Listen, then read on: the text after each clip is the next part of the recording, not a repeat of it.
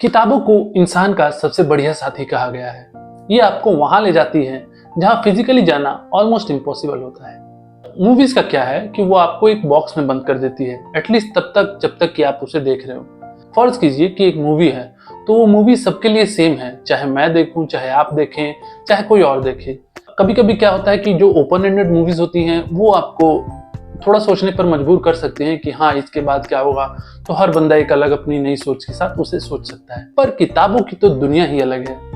हर किसी के लिए कहानी सेम होते हुए भी विलन अलग है, हीरो अलग है, लोकेशन अलग है, सबका इमेजिनेशन अपने अपने चेहरे गढ़ता है। तो आप किसी जगह ना होते हुए भी वहां रच बस जाते हैं जहां की कहानी आप पढ़ रहे होते हैं। हेलो दोस्तों, मैं हूं अभिषेक सिंह और आप देख रहे हैं 5 मिनट रिव्यू। तो आज के 5 मिनट रिव्यू में हम भी एक बुक का रिव्यू करने जा रहे हैं। ये हमारा पहला बुक रिव्यू है। तो अगर आप चैनल पे नए हैं तो प्लीज सबसे पहले सब्सक्राइब कर दीजिए और फिर आगे हम और बातें करते हैं। तो आज जिस किताब की हम बात करने वाले हैं उसका नाम है in other rooms other wonders by Daniyal Moinuddin. तो ये दनियाल मोइनुद्दीन जो है वो एक पाकिस्तानी राइटर है जो कि born and brought up in USA हैं। उन्होंने लॉ की डिग्री भी ली हुई है और ये इनकी पहली जिसे कहते हैं कलेक्शन ऑफ शॉर्ट स्टोरीज है। In other rooms other wonders एक कलेक्शन है 8 शॉर्ट स्टोरीज का। इसकी सबसे इंटरेस्टिंग बात यह है कि 8 शॉर्ट स्टोरीज अपने आप में इंडिपेंडेंट होते हुए भी ऐसा लगता है कि जैसे एक नोवेल का पार्ट है। ये आपस में जुड़ी हुई हैं एक इंसान के जरिए जिसका नाम है के हरूनी। तो हरूनी साहब जो हैं वो एक रिटायर्ड सिविल सर्वेंट है जो लाहौर में रहते हैं और खानदानी जमींदार भी हैं। तो जमींदार साहब का खानदान तो बड़ा है ही, जमीनें भी लगभग हर जगह हैं। आप जो भी नाम ले लीजिए पाकिस्तान के पंजाब प्रांत में, वहाँ उनकी ज़मीनें हैं, जैसे कि मुल्तान, बहावलपुर, जलपाना, मूरी, एबटाबाद, इस्लामाबाद। इन्हीं जगहों पर ये 8 शॉर्ट स्टोरीज कैद हैं और आप उन्हें आज़ाद करते हैं इस किताब को पढ़ते हुए। किताब शुरू होते यानी फर्स्ट चैप्टर से भी पहले एक बहुत ही खास कहावत लिखी हुई है जो लगभग हर भाषा में कभी ना कभी तो कही गई ही होगी। तो उसका जो इंग्लिश तर्जुमा किया गया है वो ये है कि man kills for women, gold and land.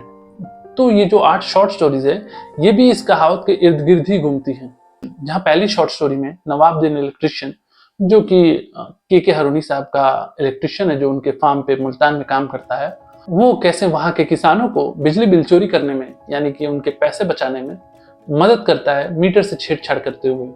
वहीं दूसरी कहानी में सलीमा है जो कि अपने बॉडी के थ्रू पैसे और प्रोटेक्शन कमाने की जद्दोजहद में लगी होती है। वो भी काम करती है के हरूनी साहब के लाहौर वाले बंगले पर। ये शॉर्ट स्टोरी कलेक्शन एक आईना है पाकिस्तानी समाज का कि कैसे अमीरों की जिंदगी गरीबों की लाइफ को डिक्टेट करती है और कैसे गरीब लोग जो कि हमेशा ही कोई ना कोई टेम्पररी सोल्यूशंस ढूंढते हैं अपने प्रॉब्लम्स का, हमेशा अंत में जाकर फंस जाते हैं क्योंकि temporary solution is never an answer to your problems.